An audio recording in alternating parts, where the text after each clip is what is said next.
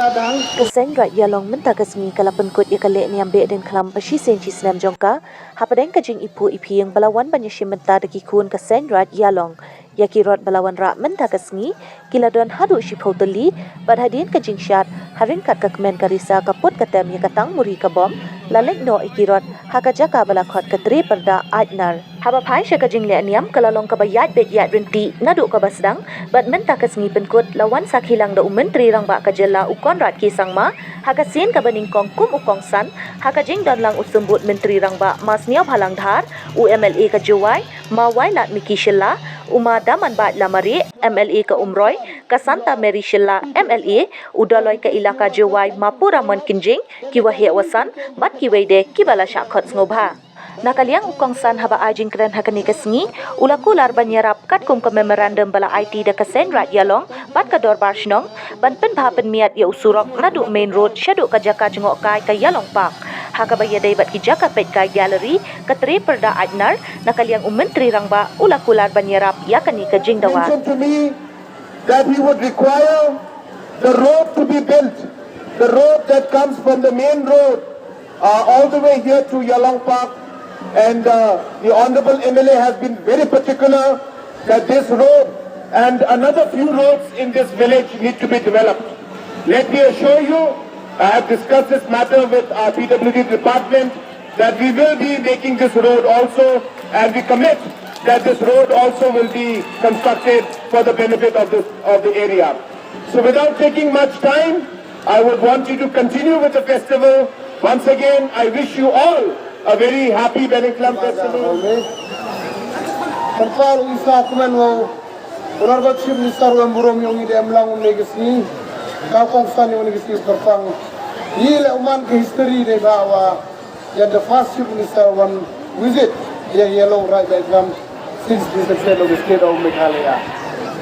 Ai kuble ya ki president secretary jo hai question gerai Ialong woro hi pura perkra bikumi ganida program gamburam yomi welcome jo yang perlu MLA yang awara yang ini welcome jo UCM GMDC Deputy Commissioner yomi dekat with officials to MLA department jadi emlang yang pi mang ke cipta pertemuan ke kon yang Raij Ialong ni ketemuan lang ni ke suara Ialong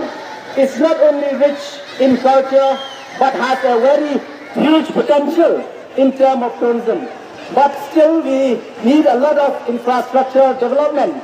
and I am confident in your able leadership that you will be able to take Ialong in new height in the coming days, sir. With these few words, sir, thank you.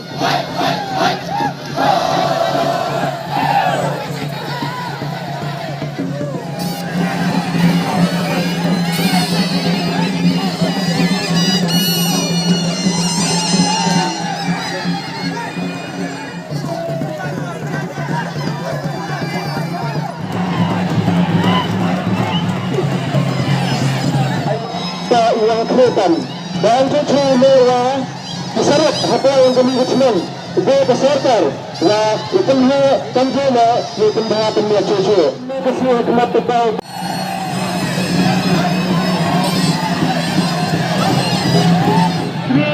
Sniawbhalang Dhar for always supporting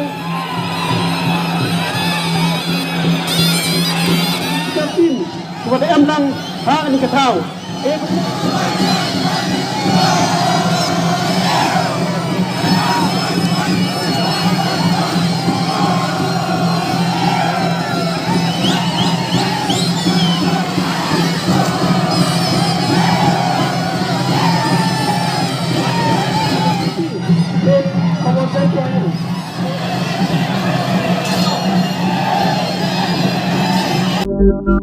you.